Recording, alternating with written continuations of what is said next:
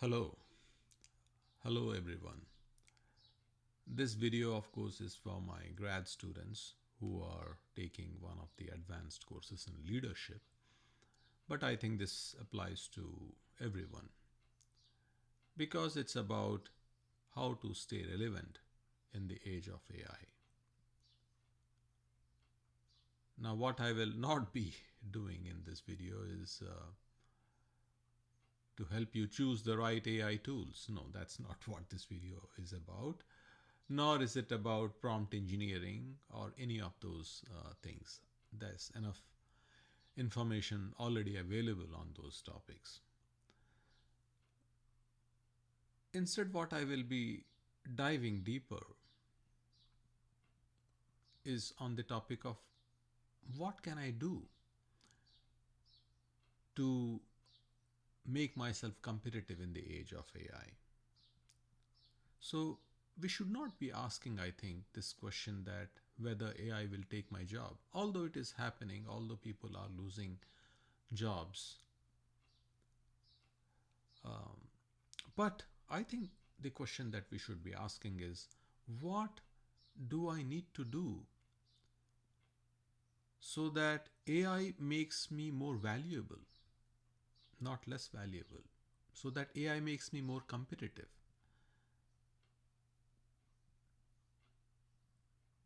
So that's the question that I will be trying to answer in this video. Now, what I will share with you will not be definitive, of course, because AI is changing, but I think you will still get a framework, a mental framework about how to navigate uh, the world in which we are currently living in, how to still be very successful as well as have a satisfying career in the age of AI. So that's what this video is going to be about. Let's start with some statistics. The numbers that you see here are from the World Economic Forum Future of Jobs Report 2025.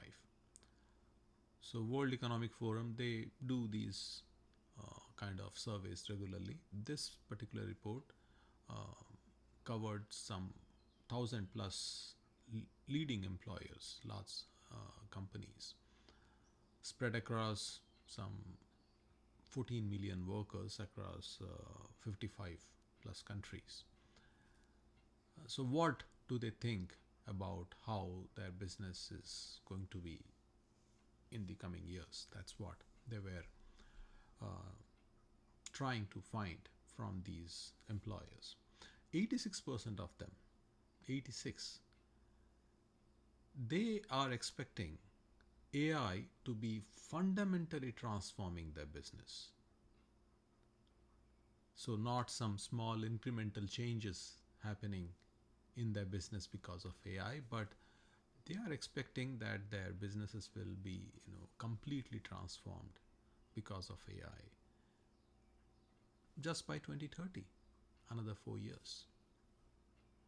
And interestingly, the second most common reason for transformation is robotics and automation.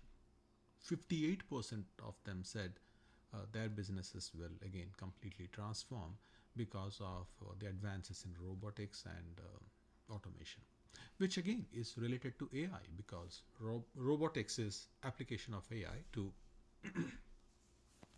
robots. So you can see that it's going to change the nature of work, the nature of business in a big way. At least that's what these business leaders are expecting. So, how does this impact your jobs?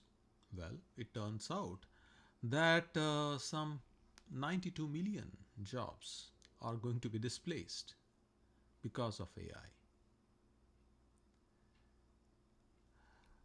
That may seem problematic, and it is in some sense, but the good news is that they are expecting AI will also create a lot of new jobs. So 170 million new jobs will be created by 2030 because of AI related technology.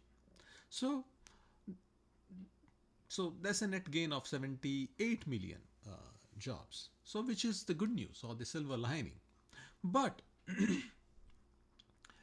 it's still going to be a challenge because, again, the survey says 39%, or let's say 4 out of 10 workers will need to substantially reskill themselves by 2030. Why? Because their current skills will either be obsolete or insufficient. So you can imagine you have a challenge in front of you. Now, part of that challenge probably will be taken care of by the employers. 85% of these employers, they said that they plan to upskill their workforce. So they will provide the necessary training so that these employees will be useful and be relevant um, in this new age of AI. But then, can we just depend on our employers to take care of our upskilling and reskilling needs? We have to take charge of our own careers too. So that's what we will be talking about. But let's take a look at few more stats. So what jobs will be in greater demand? What will be the jobs for which there is going to be reduced demand? Again, there are several surveys on this topic, several studies that have been done on this topic. But going back to the same World Economic Forum Future of Jobs report, what they are expecting is that the big data specialists, the fintech engineers, the AI and machine learning specialists, these are the kind of jobs that will be growing in demand, and you can naturally understand why. And even if you go down the graph, you will see a lot of these technical jobs that involves application of AI or robotics or any of the specialist kind of jobs, they will increase in demand. But in contrast, many of the clerical jobs, simpler jobs that can easily be taken care of by AI, these are the jobs that will be declining. So that then gives us some idea about where we should be focusing on. But again, understand this is not the complete picture yet. We will be taking a look at few more data. So in the previous graph, you saw the fastest declining jobs and the fastest growing jobs. Now in this graph, what you are seeing is the largest growing jobs. So while in the previous graph you saw that the fastest growing jobs are those in artificial intelligence or robotics, automation, those kind of jobs. Here we see that that's still going to be only few people who can work in those advanced AI sector. Even though the increase in demand is fast, but that sector will not have as many jobs as, let's say, the number of jobs in agriculture, farmland, laborers, and this is the kind of job that cannot easily be replaced by AI until we have the robotics or something that can take care of those areas. These jobs will continue to stay in demand. Or light truck drivers, trade workers, even shop sales people, because you need people to interact with customers and so on. So this is these are the areas where we are seeing largest, or they're expecting largest job growths. And where do they expect the greatest decline in jobs? This is definitely connected with what we discussed in case of AI. So a lot of these cashier, clerical jobs, administrative assistant kind of jobs. Now these jobs can easily be replaced by AI. So we do see a pattern here. Um, and how do we then make ourselves competitive, irrespective of which specific area we are currently working on, especially if we are in an area where there is the expectation of a major decline in jobs. How do we then stay competitive while working in this area? One thing that we can certainly do is to train ourselves in some AI tools. And this is what we see. So these are stats provided from Coursera, one of those online learning platforms. And you see, until the beginning of 2023, no one was taking courses in generative AI. But in a very short span of time, in a matter of less than a year, there is a huge spike in the number of people taking these generative AI courses on platforms like Coursera. This is only data until what, October 2024. I'm sure the numbers now are much higher. So people are starting to realize the importance of AI. But the issue, I think, is that these platforms, they only give you knowledge about how can you prompt engineer to have better output, those kind of skills, which of course is something that you need to have. But in this lecture, I am trying to focus on the meta picture, the bigger picture of the kind of skills that you need to develop and the kind of mental framework that you need to have so that you will be competitive. So that's where we will move to now. So should you just go and start taking some AI focused courses and that is going to make you successful? No, because what do we see in this graph? Probably one of the most important graphs that you will see in this slide, which is, by the way, also from the World Economic Forum survey. We see that the importance of AI related skills is 11th in number. What matters most to these employers are uniquely human skills, analytical thinking. 69% or what, 70% of the employers say that this is non-negotiable. They don't just want you to memorize things or to be able to recall information. They want you to be great thinkers who can um, make sense of messy information, of ambiguous information, who can see patterns, who can separate signal from noise, who can ask great questions, deeply probing questions. That is something that AI cannot replace easily. What do we see next? Resilience, flexibility, and agility. This is something that I do research on. This is what my upcoming book is about. But careers today are not going to be linear. There's going to be a lot of uncertainty. So how well can you work in volatile, uncertain situations? How well can you bounce back from setbacks, from challenges? How well can you work under stress but without getting overwhelmingly stressed? How well can you adapt? How well can you grow? Those are the skills that will make a big difference. And of course, the third one is leadership and social influence, which should make you happy because that is what you are trained in this course. So how well can you motivate people? How well can you work with others?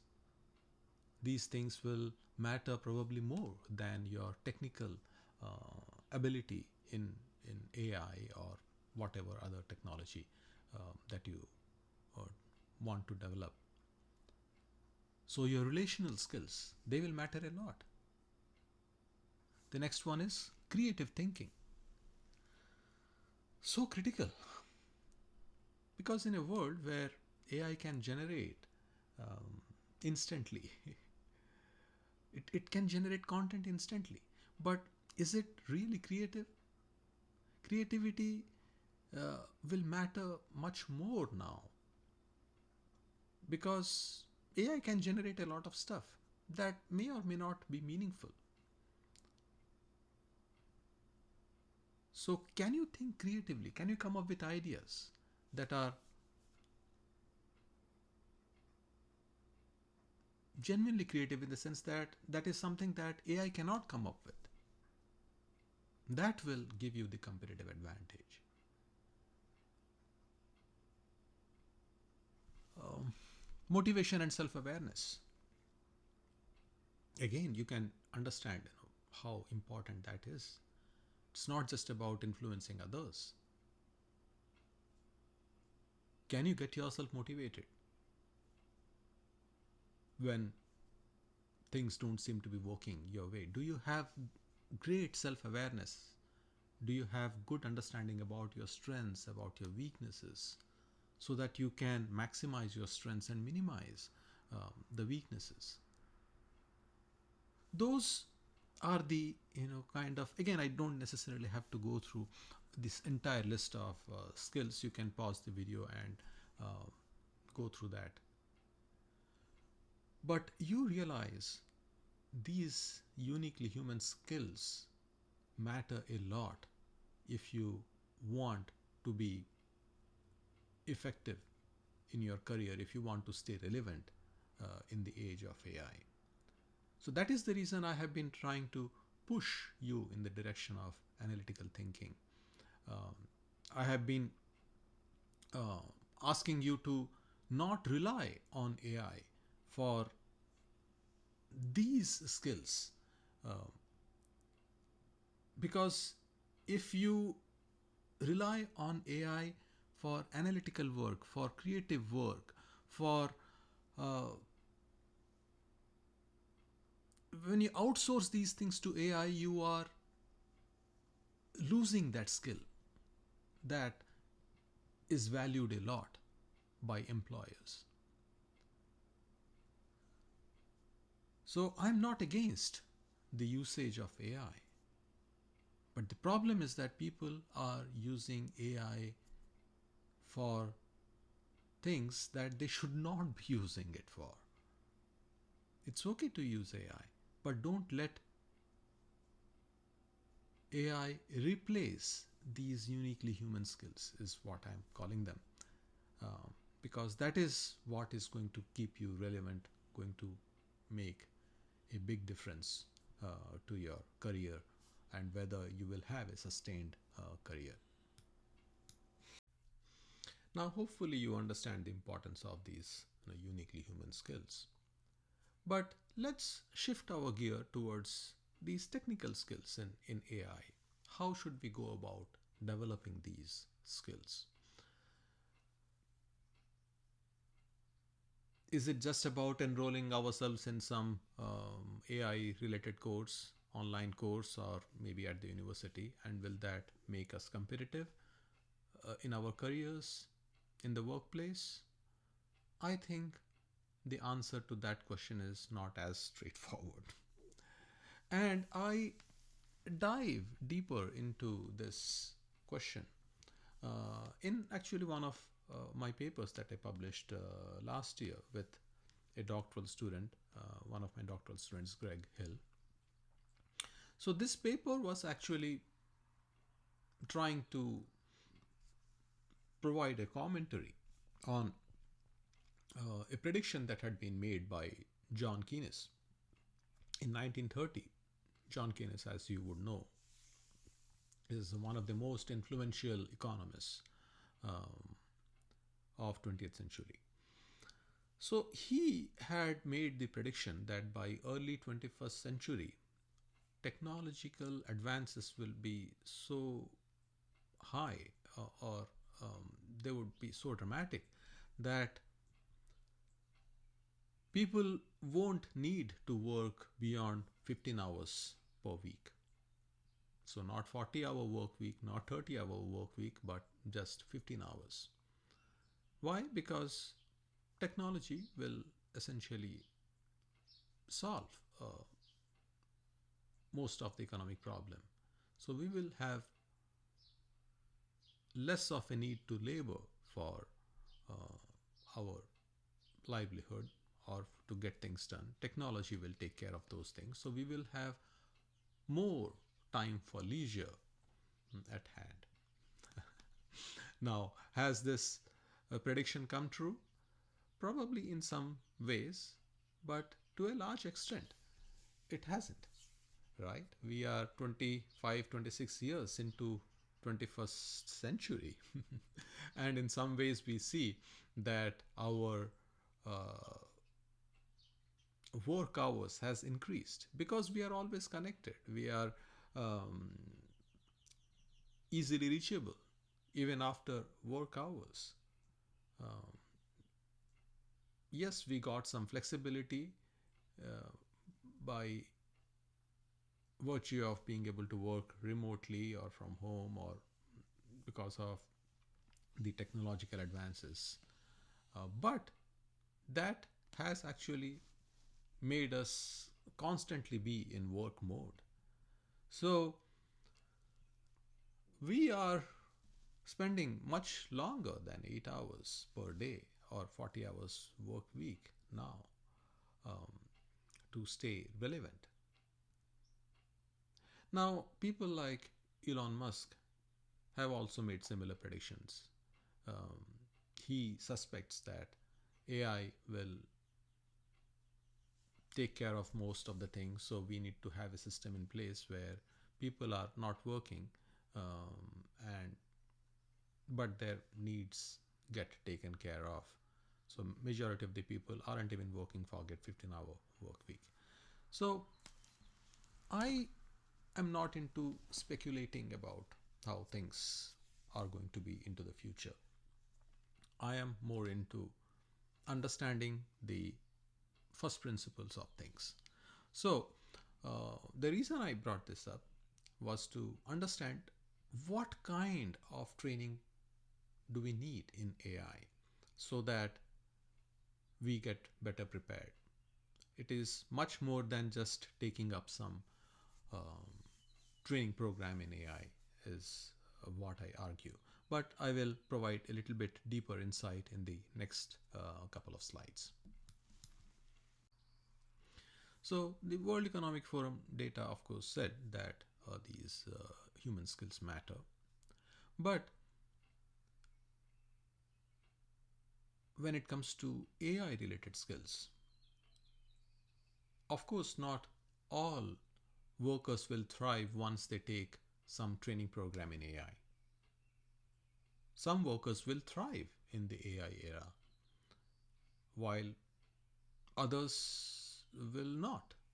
So, what would be that critical difference? Is it their educational level? Is it the industry that they are working in? Maybe a bit of all those things are true.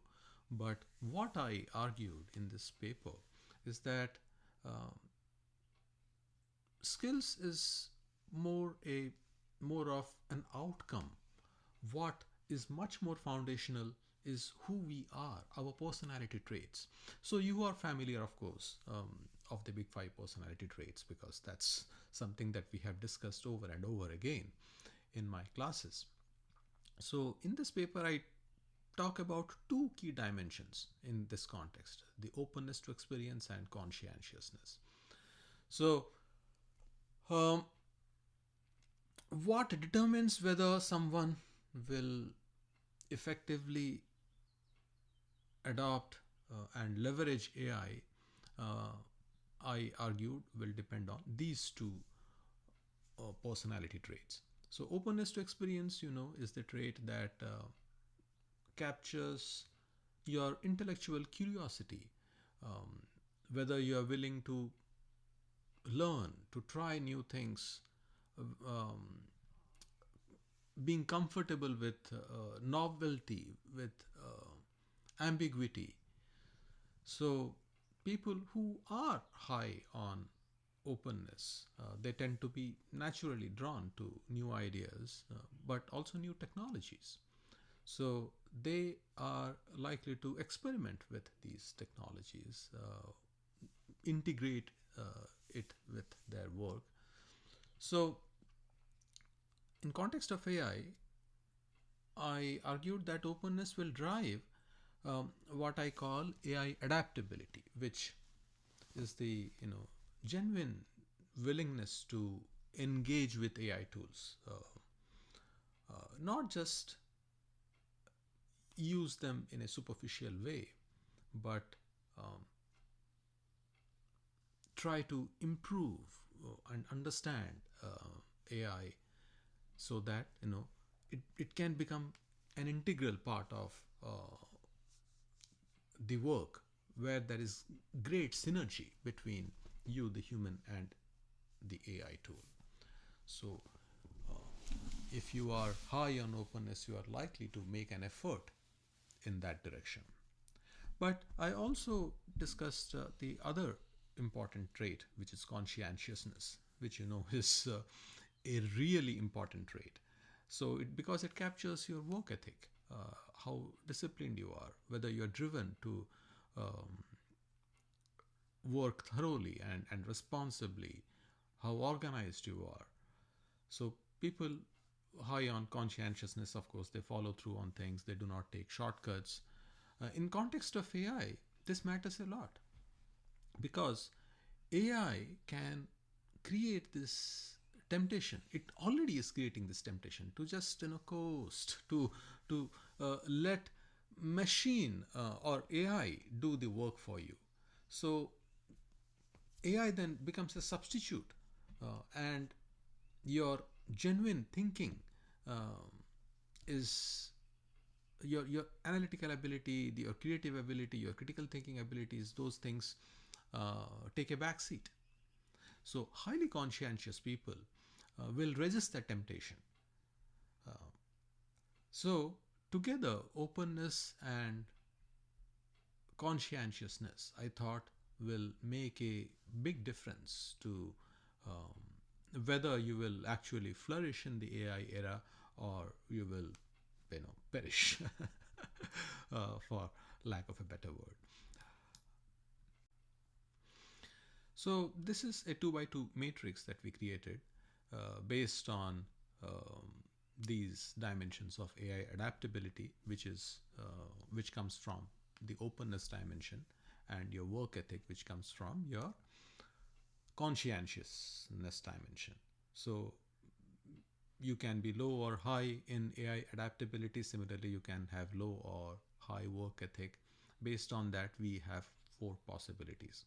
So laggards, these are the people who are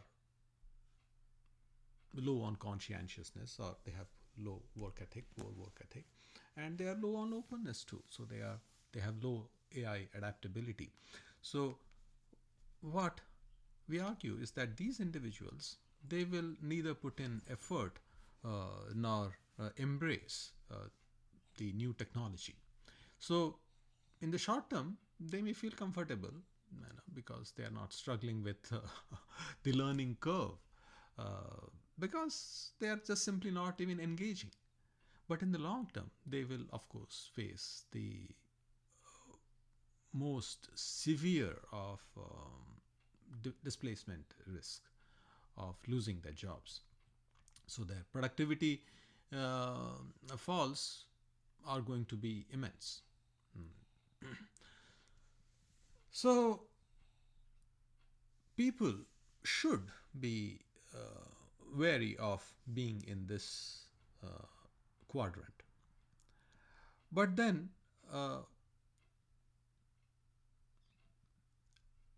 there can then be a temptation to quickly move in the direction of being surface adopters. So this is where we see high AI adaptability, but poor work ethic. So uh, these people may have an impressive short-term productivity gains because they are excited about AI. They are excited and trying this new technology. They have curiosity, but then they substitute AI output for their own thinking. So over time, their skills, their capacities, their abilities, instead of getting stronger, will decline. So even though they may have an initial uh, uh, advantage over the laggards, in the long term, they are going to stagnate or they are going to fail because they are going to fall into this career trap of having used AI so much and becoming so dependent upon it that they did not really develop uh,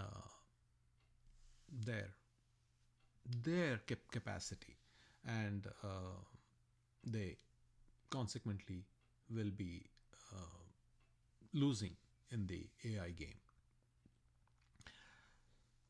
The next dimension that I want to touch upon is the diligent conservatives. These are the high work ethic people, but um, low on AI adaptability. These are really hard workers, and I actually have seen some of these people um, who are hardworking, who have great work ethics. Um, they have mastered their craft over the 10-20 years that they have been in their discipline, but they are reluctant to try AI, or maybe they have strong negative views about AI. So they continue to do things without AI, which in some ways is good, but you are not leveraging AI anymore. So in the long run, I think this can also be unsustainable because the productivity gap will, I think, eventually show up. Um, so that's for the diligent conservatives. So the last dimension, or the last quadrant, is for the AI augmenters. These are the people who are high on both conscientiousness and openness, and consequently will likely leverage AI in the real optimal sense that you would like them to. So they will use AI not only from a faster perspective, from saving time perspective, from an efficiency perspective, but from an effectiveness perspective, where they dive deeper, they invest the time, um, they use AI in the right areas. They do not let AI replace their own thinking. Um, so that's the kind of people I think who will flourish in this age of AI. So, what does this mean at a very practical level? What kind of behaviors may AI augment us engage in? Um, the first thing that I think will be they engaging in continuous learning. This is, of course, a unique thing about people who are high on both conscientiousness and openness.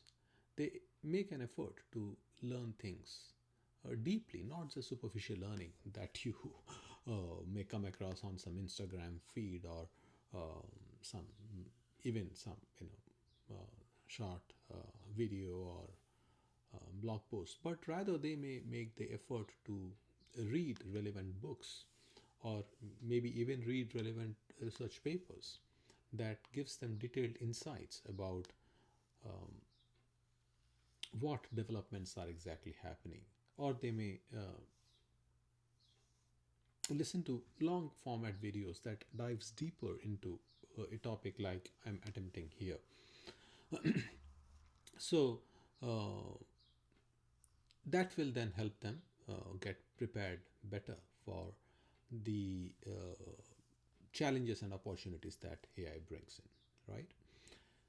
The second part, again, I have touched upon this before, but I think they will maintain their deep domain expertise while using AI. And this is something that differentiates them from the surface adopters. Why? Because surface adopters, they just, do things that even replaces them. They are outsourcing their thinking to AI. But these guys, they will use AI to extend and uh, deepen their thinking. So think about it like some master chef. So a master chef will not necessarily be averse to using food processor. It doesn't make him any less of a chef. In fact, it frees time so that the master chef can pay attention to those aspects of cooking that require that real craft and judgment, um, but without um, having that underlying culinary expertise. The food processor itself will not make uh, for a great chef. Um, it will only produce mediocre food at a fast pace, right? So AI without expertise will not uh, take you far. The third point is about, again, related to the previous point. What is it that you're doing with the time you are saving? Going back to the master chef analogy, okay, you are using food processor and you're saving time, uh, and you may save a lot of time, but what are you doing with that saved time? That will make a big difference. And we know AI does save time. I talk about it in fact in one of my upcoming research papers, where I quote other research studies. So, for example, I think AI has saved maybe 14 to 15% time um, for customer support agents. It's saved maybe about 40% time for professionals who are using AI tools in their writing process, um, and so on. So that there is the time saving component. But what do surface adopters do? They just only focus on saving time and then they're coasting. But AI investors, or rather AI augmenters, they will be investing that time in developing more capability, um, relevant capability, deepening their expertise, even building those human skills, building relationships, planning strategically. Those are the things then that will keep them relevant. So the last thing that I want to talk about is learning agility. So they will of course have high learning agility because uh, they are quickly acquiring these skills in novel situations and applying them to new contexts. So because AI is evolving fast, this quality would be of huge importance. So it can't be just some theoretical learning, but how you are applying them in novel new context. That's what is going to give you that competitive advantage. Going back to Kines's question, although that's not critical, but since you guys may be curious, I thought I should quickly touch upon uh, that prediction about 15-hour work week. I think in the short term for AI augmenters, I think in fact the number of work hours will increase, unlike the surface adopters. For the surface adopters, their work hours may decrease because they are outsourcing work to AI. But for these people, work hours will in fact increase because they are investing their time to master these AI tools. And learning takes time. It takes much longer time, and that may have even different kind of effects in the midterm and short term and the long term. You can just read what I have here. But the key thing is high achievement means AI augmenters may stay even at 40 hours because or more because they are working hard to um, keep themselves competitive. Now, I must mention that my point is not about working longer hours. In fact, I'm highly critical of it. Um,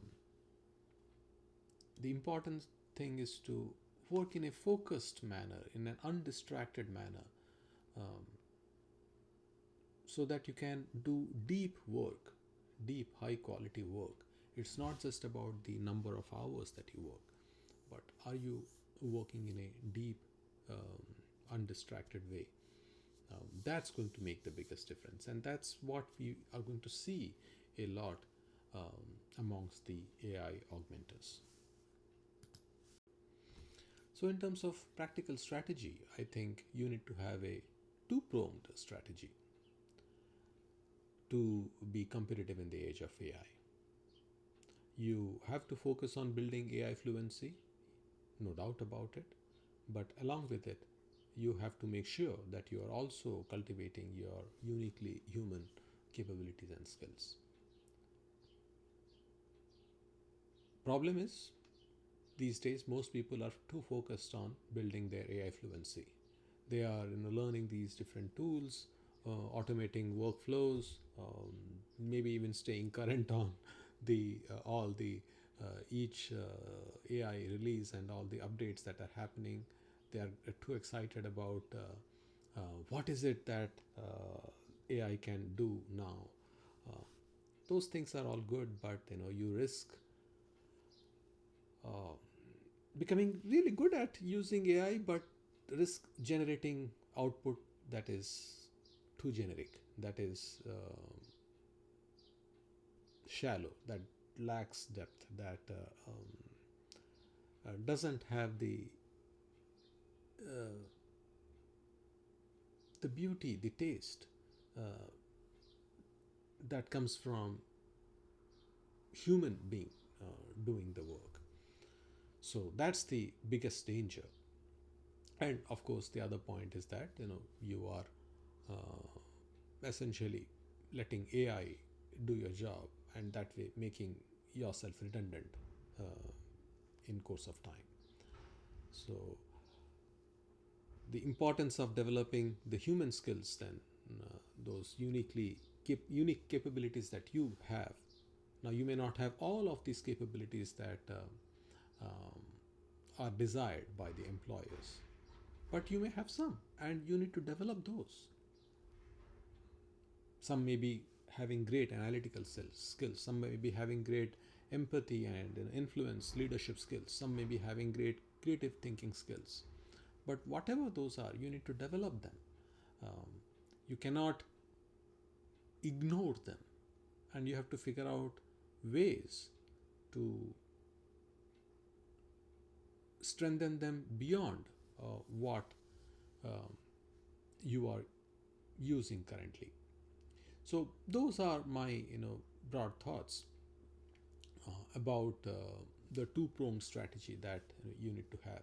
So you have to double down on the capabilities that um, AI cannot replicate, and you have. I think it is really important. You have to be deliberate about developing them. Um, Otherwise, it's going to be difficult. So to summarize what I have been talking about, yes, use AI, use it to amplify your thinking. Don't let it replace your thinking. So, when you are using AI in the outsourcing mode, it is surface adoption. Yeah, in the short term, you will have efficiency gains. Um, you may even be able to fool others who aren't as familiar with AI into producing work that seems of great quality. But it's not going to sustain. Once people get familiar with AI, they will be able to clearly see the lack of quality in your work. So you need to use AI in the augmentation mode, right? Where, yes, you use AI to generate options, but then you evaluate them. You develop the capability to be able to challenge AI outputs with your own expertise, with your own knowledge. So you need to have that ability. You need to have the ability to dive deeper, um, to go beyond what AI suggests. So anyway, I don't necessarily want to belabor this too much, but hopefully you are getting the idea uh, or the direction in which you should be moving. So another way to think about it is these AI related skills is the baseline requirement. Yes, you need to have that, proficiency, similar to maybe what email was 25 years ago or 30 years ago. Uh, but that's not going to take you far. What will take you far? How high you will reach? Um, that's going to be determined based on your human capabilities. So, your critical thinking skills, your emotional intelligence, and all those things that I have talked about. So, your AI technical abilities, they are the just floor. How high the ceiling will be determined based on your human capabilities. So, do not ignore that. So, I will end this presentation with something that I believe in deeply, something that unfortunately does not uh, get touched upon or covered in AI conversations. The most important work for leadership preparation in the age of AI is not technical at all. It is very personal.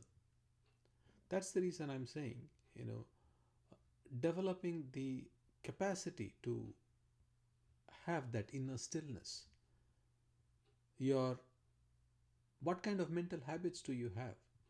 What kind of character are you developing? These things will matter much more um, than even the technical skills in AI that you have. So, again, the phrase cultivating stillness that may have that woo woo kind of feelings, but I'm not making any spiritual claim. It's rather highly evidence based finding in context of human peak performance, in context of leadership. You need to develop that reflective stillness to be able to make better decisions, to build stronger cultures, and not always be under pressure for more success. These are the kind of skills that AI cannot build. Thinking independently, that is such a unique characteristic. Most people in professional settings, most of the time, they think what they are expected to think. They align with the boss, or they often take risk-free approaches. uh, but if you want to be effective, if you want to stand out, you need to develop these independent thinking skills. That's the reason I emphasize so much on novelty, on the importance of novelty in my class. I pushed you in that direction. So, finally, when I'm saying lead with maturity, what I mean is that you cannot be having a machine like approach to leadership. Um, Unfortunately, a lot of leadership today uh, is becoming very transactional, which AI will be really good at,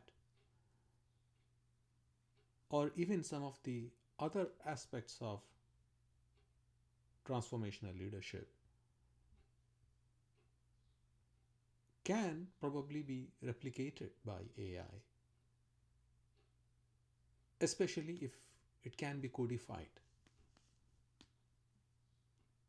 But what is uniquely you, what is uniquely human, your values, your ethics, your sense of purpose, these things can help you lead with a kind of maturity, a kind of uh, purpose and um, courage that AI cannot accomplish. So that's essentially what you should strive in the direction of. Hopefully, this gives you certain insights about how to navigate the AI world. Thank you.